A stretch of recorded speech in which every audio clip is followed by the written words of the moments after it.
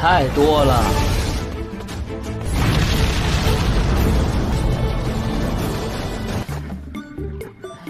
从我身上放开，然后跳到我手。哎呀呀！你们干嘛抢？好你的铃铛，小心被这些坏人。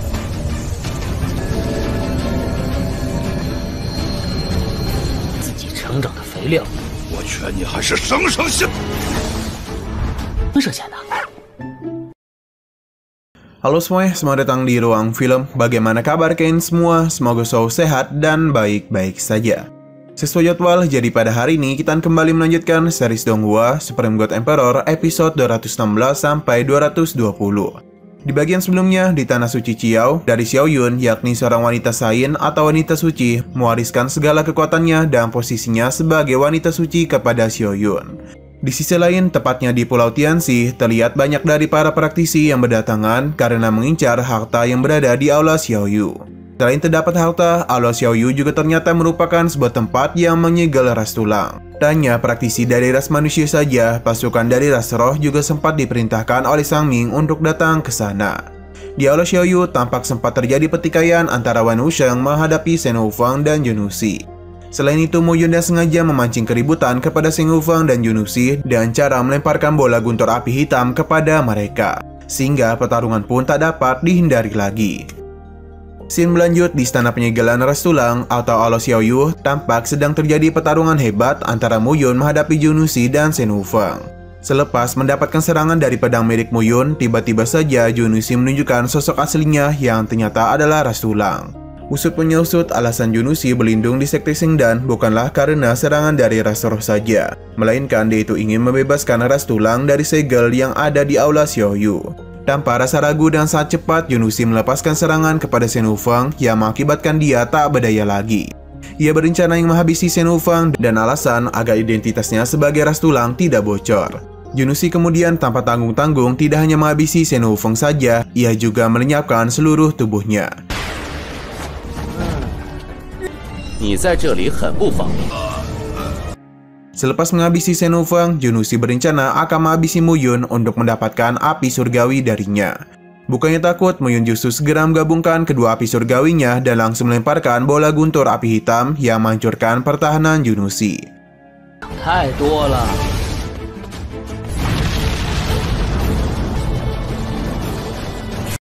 Meskipun sempat terkena ledakan bola guntur api hitam, Jun Wuxi masih mampu melepaskan serangan bertubi-tubi ke arah Mu Yun. Sembari menghindari serangan dari Jun Wuxi, Mu Yun juga sempat memberikan serangan balasan kepadanya. Walaupun serangan Mu Yun sempat ditahan oleh Jun Wuxi, tetapi tiba-tiba saja muncullah sebuah api surgawi yang mengelilingi Jun Wuxi, sehingga dia pun sama sekali tak dapat bergerak kemana-mana. 我仅仅是给你淬炼的吗？可曾想过，我不可能。 Sebelum dirinya dihabisi, Jun Wuxi sempat mengancam Mu Yun dengan mengatakan kalau dirinya ada seorang pangeran kelima dari ras tulang. Dengan kata lain, jika Mu Yun berani menghabisi dirinya, maka Mu Yun pasti akan diincar oleh ras tulang. Padahal demikian, Mu Yun dan santai memberitahu identitasnya yang dulunya merupakan seorang penguasa 3000 dunia kecil. Ia juga mengetahui kalau ras tulang memiliki kelebihan untuk melakukan pemulihan tubuh. Oleh karena itulah, Mu Yun menggunakan gabungan api surgawinya untuk menghancurkan Jun Wuxi secara penuh agar tidak dapat melakukan pemulihan. Lalu Mu Yun langsung lepaskan sebuah naga api surgawi gabungan ke arah Jun Wuxi yang membuat dia lenyap terbakar begitu saja.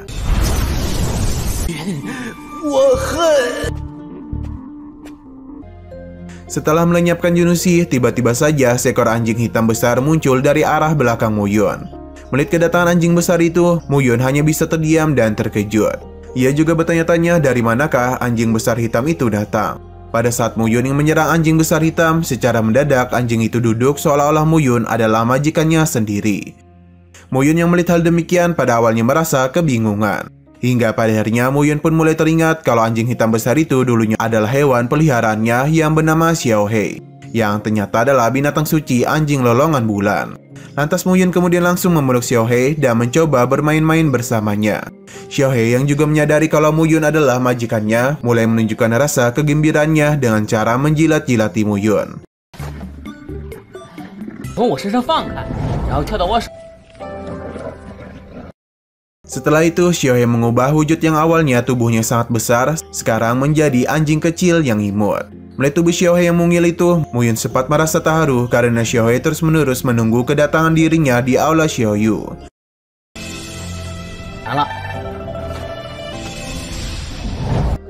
Sewaktu Mu Yun dan Xiaohe ingin pergi dari sana, tiba-tiba saja terlihat Qi Xianyu sedang dikejar oleh Meng Yifan karena dia menginginkan lonceng yang didapatkan oleh Qi Xianyu. Bahkan Meng Yifan juga sempat mengacam Qi Xianyu karena jika dia tidak kunjung memberikan loncengnya, maka Meng Yifan akan membiarkan Raja Darah untuk menghabisi Qi Xianyu. Padahal demikian, Qi Xianyu pun mengatakan kalau Meng Yifan adalah orang yang sangat kejam. Dan alasan karena dia berani-beraninya membiarkan Raja Darah memasuki tubuh anak kandungnya sendiri. Lalu mereka berdua pun memulai pertarungannya. Serangan pertama Qi Xianyu berhasil dihindari dengan mudah oleh Meng Yifan. Lantas Meng Yifan kemudian juga melepaskan sebuah serangan hingga membuat Qi Xianyu termundur. Tidak tinggal diam saja, Qi Xianyu mencoba menggunakan artefak surgawi berupa loncengnya itu untuk mengancam Meng Yifan. Tak berselang lama setelah lonceng itu dibunyikan, tiba-tiba saja Xiaohe langsung mengambil lonceng itu dari tangan Qi Xianyu. Usut penyusut, lonceng itu ternyata lonceng milik Xiaohe yang merupakan pemberian dari Mu Yun sendiri.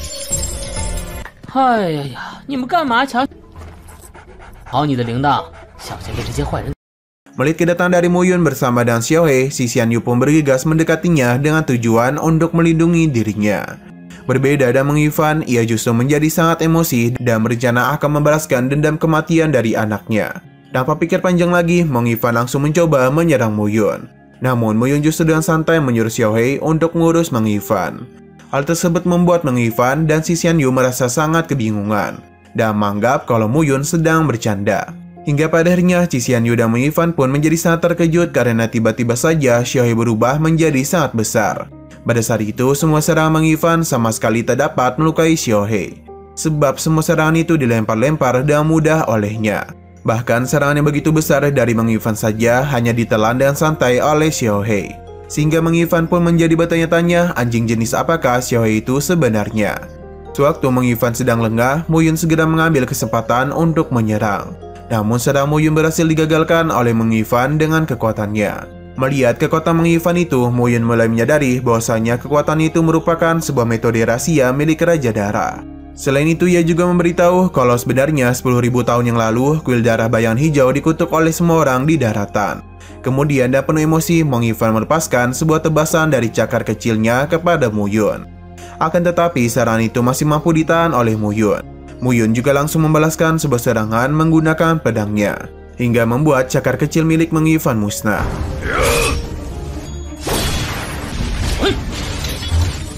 Dengan rasa kesal, Meng Yifan mengatakan kalau dirinya sangat merasa marah dengan Mu Yun. Sebab gara-gara Mu Yun, Meng Yifan menggunakan putra kesayangannya sendiri untuk membangkitkan Raja Darah. Meng Yifan kemudian langsung menggunakan jurus cairan kegilaan roh darah untuk memperkuat dan mengembangkan dirinya.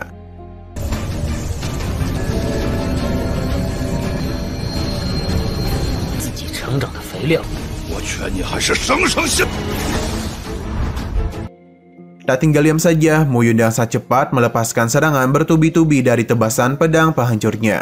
Tak berhenti sampai di situ, Mu Yun melanjutkannya dengan serangan tebasan yang berbentuk naga besar. Sayangnya, serangan itu masih belum mampu melukai Meng Yifan.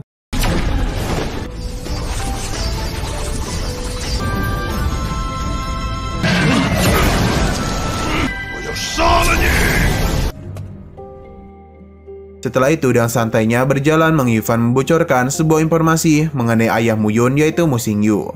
Ternyata dulu keluarga Yun saat ingin menerima Mu Xingyu sebagai menantu mereka. Akan tetapi karena Mu Xingyu terlalu sombong dengan bakatnya, selepas memasuki jurang iblis, tidak tahu mengapa kekuatannya langsung dihapuskan oleh kepala keluarga Yun, yaitu Sun Shengkong. Ia juga memberitahu bahwa Li Zhenzi, wanita suci dan patriark muda dari keluarga yakni Yun Xingfeng, lebih tahu masalah mengenai Mu Xingyu. Lalu Meng Yifan langsung melemparkan sebuah serangan berupa bola besar. Akan tetapi serangannya berhasil dihindari oleh Mu Yun. Setelah itu Mu Yun membalas sebuah serangan dan memanfaatkan pedang hingga membuat Meng Yifan seketika meninggoy.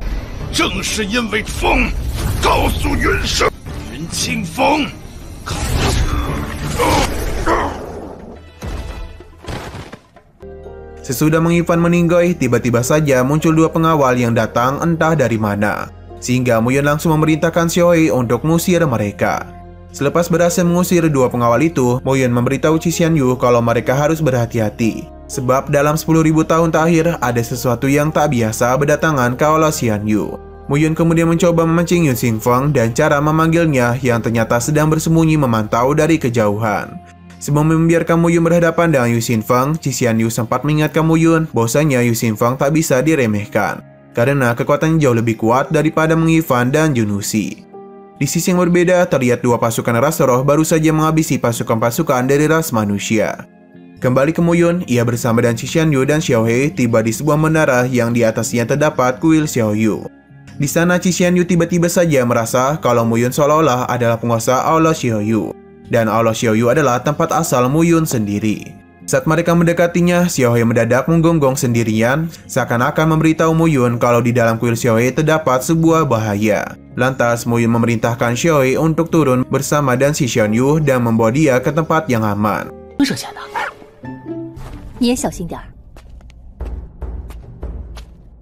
Sesampai Mo Yun di kuil Xiao Yu, tiba-tiba saja muncul sebuah naga besar berwarna abu-abu bernama Heyu Yinshui yang menyambut kedatangan dari Mo Yun. Melihat naga besar itu, Mo Yun pun mulai teringat kalau pada 10.000 tahun yang lalu, naga besar itu hanyalah sebuah roh air biasa saja. Pada ucapan dari Mo Yun, Heyu Yinshui pun menjadi bertanya-tanya mengapa Mo Yun bisa mengetahui identitas dirinya. Ia juga penasaran apa hubungan Mo Yun dan pemilik aula Xiao Yu. Heyu Yinshui menjelaskan kalau pemilik aula Xiao Yu adalah orang yang menempatkan dan memenjarakan dirinya selama ribuan tahun di kuil Xiao Yu. Meskipun begitu, menurut Mo Yun, tanpa pemilik aula Xiao Yu atau dirinya sendiri, Heyu Yinshui pasti akan dikendalikan oleh orang lain dan seharusnya sudah lama meninggoy. Mo Yun kemudian mencoba menunjukkan kekuatan api iblis terete ungu, api 10.000 petaka hantu, guntur sejati 9 surgawi, dan listrik 7 warna. Meskipun kekuatan Mo Yun itu membuat Heyu Yinshui menjadi penasaran dengan identitas Mo Yun, tapi Mo Yun ternyata berencana akan menggunakan Heyu Yinshui untuk membantunya menempa altar jiwanya, yang mana itu akan berguna untuk mengisolasi guntur 9 surgawi dan listrik 7 warna dalam menempa altar jiwa. Selain itu, keberadaan Heyu Yinshui sangatlah cocok untuk menempa altar jiwa tingkat 5 milik Mo Yun. Mo Yun pun mengatakan kalau Heyu Yinshui dari dulu memang sudah ditakdirkan untuk dirinya sebagai pemilik aula Xiao Yu. Heyu Yinshui pun berusaha untuk mempercayai kalau Mo Yun yang dihadapannya sekarang adalah pemilik aula Xiao Yu. Pasalnya, sejak 10.000 tahun yang lalu, Mo Yun telah menjadi perih dan jauh lebih kuat dibandingkan Mo Yun yang ada di hadapannya sekarang. Tanpa berlama-lama lagi, Mo Yun pun bergegas menggunakan pedangnya untuk membatasi pergerakan dari Heyu Yinshui. Dan begitu dia sama sekali tak dapat pergi kemana-mana.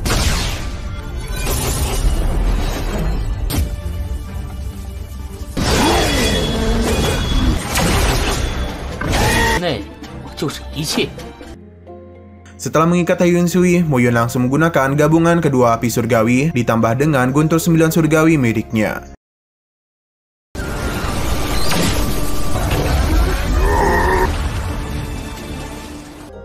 Sementara itu, di luar dari aula Xiao Yu, terlihat Li Zhenji sedang terbang di atas pusaran air yang menuju aula Xiao Yu. San Ming menyampaikan bahwa sekarang selain ras roh, ras tulang juga akan segera naik ke benua Zhangzhou. Usut-penyusut, formasi yang menyegel ras tulang di Pulau Tianxi telah hancur, sehingga ras tulang sebentar lagi akan muncul.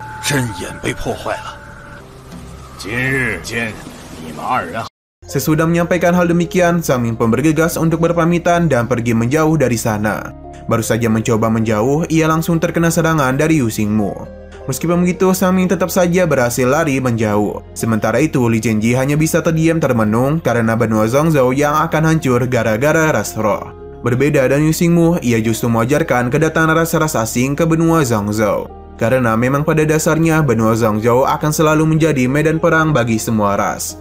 Selain ras roh dan ras tulang, kekuatan utama dari 3.000 dunia kecil juga dari dulu selalu berusaha ingin memasuki benua Zhangzhou. Meskipun begitu, Li Zhenji mengaku merasa tak tenang dan benua Zhangzhou yang benar-benar telah jatuh dalam kekacauan.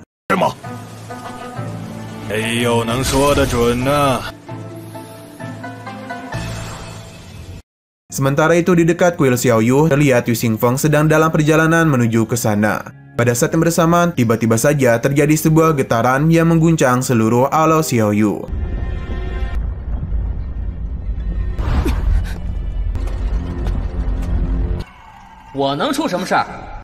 Dan berselang lama selepas terjadi getaran kecil itu, Muyun secara mengejutkan berhasil kembali dengan selamat. Muyun kemudian mengajak Ji Xianyu agar segera pergi dari aula Xiaoyu. Ia juga menyuruhnya untuk bergegas bersembunyi di permukaan laut, sedangkan Muyun akan segera menyusulnya. Setelah Ji Xianyu pergi dari sana, Muyun langsung terbang dan dengan sengaja menunjukkan dirinya di hadapan Yu Xingfeng. Yu Xingfeng ternyata berencana naik ke aula Xiaoyu untuk mendapatkan formasi lolongan bulan yang merupakan senjata surgawi tak tertandingi. Bahkan pasukan ras roh dan ras tulang saja sama sekali tak dapat menerobos formasi tersebut. Sewaktu Yu Xingfeng mencoba mendekati Muyun, secara mengejutkan datanglah dua pasukan ras roh yang rupanya juga mengincar formasi itu. Lantas alih-alih menyerang Muyun, Yu Xingfeng justru bergegas menyerang pasukan ras roh untuk menyingkirkan mereka dari aula Xiaoyu. Di tengah-tengah pertarungan Yu Xingfeng dan pasukan ras roh itu, Muyun justru mencoba melarikan diri, karena segel ras tulang sebentar lagi akan terbuka. Melihat Muyun yang melarikan diri, Yu Xingfeng pun tak tinggal diam saja, sehingga ia berusaha untuk mengejar Muyun. Pada saat Yu Xingfeng berusaha mengejarnya, Muyun langsung membuat sebuah formasi yang mengurung Yu Xingfeng. Muyun kemudian memberitahu kalau posisi Yu Xingfeng sekarang adalah posisi di mana pasukan ras tulang akan bermunculan. Benar saja, beberapa saat kemudian terlihat pasukan ras tulang mulai berdatangan dari arah bawah mereka. Menyadari pasukan-pasukan dari ras tulang mulai bermunculan, Yu Xingfeng pun mencoba membujuk Muyun agar membiarkannya pergi. Lantas Muyun bersedia untuk membiarkan Yu Xingfeng pergi selagi dia dapat memberikan jawaban yang memuaskan dari pertanyaan Muyun. Muyun bertanya-tanya kepada Yu Xingfeng mengenai alasan mengapa keluarga Yun menyerang Mu Xingyu sewaktu berada di jurang iblis. Yu Xingfeng menjelaskan alasan keluarga Yun melakukannya adalah karena Mu Xingyu sempat mendapatkan harta bendera roh surgawi milik ras roh. Mu Xingyu dulu sama sekali tak mau memberikan harta bendera roh surgawi itu kepada keluarga Yun. Oleh karena itu, Yun Sengkong menjadi marah dan langsung menghapus basis kultivasi Mu Xingyu, serta mengusirnya dari benua Zhongzhou. Jawaban dari Yu Xingfeng itu membuat Muyun menjadi sangat emosi. Dia merasa tak terima dan alasan Yu Sengkong menghapus kultivasi dari ayahnya. Pasalnya Mu Xingyu memang pantas memiliki harta bendera roh surgawi itu, karena Mu Xingyu lah yang telah mendapatkannya. Terlebih lagi ternyata dulu di benua Zhongzhou hanya keluarga Yun saja yang bisa memerintahkan segalanya. Sehingga Yun Sengkong dapat dengan mudah mengusir Mu Xingyu dari benua Zhongzhou. Setelah mendapatkan jawaban dari Yu Xingfeng, Muyun segera membuka formasinya dan langsung bersiap melepaskan serangan kepada Yu Xingfeng. Nah, sayang sekali episode pada hari ini harus bersambung dulu. Oke, sekian dulu pada video kali ini. Untuk video selanjutnya akan segera hadir. Jadi bagi kalian yang mengikuti series ini, langsung saja klik subscribe dan aktifkan loncengnya. Terima kasih yang sudah menonton video sampai habis. Jika kalian suka pada video ini, klik like dan share ke teman-teman kalian tentang channel ini. Dan ditunggu aja kelanjutannya. Oke, sampai jumpa di video selanjutnya.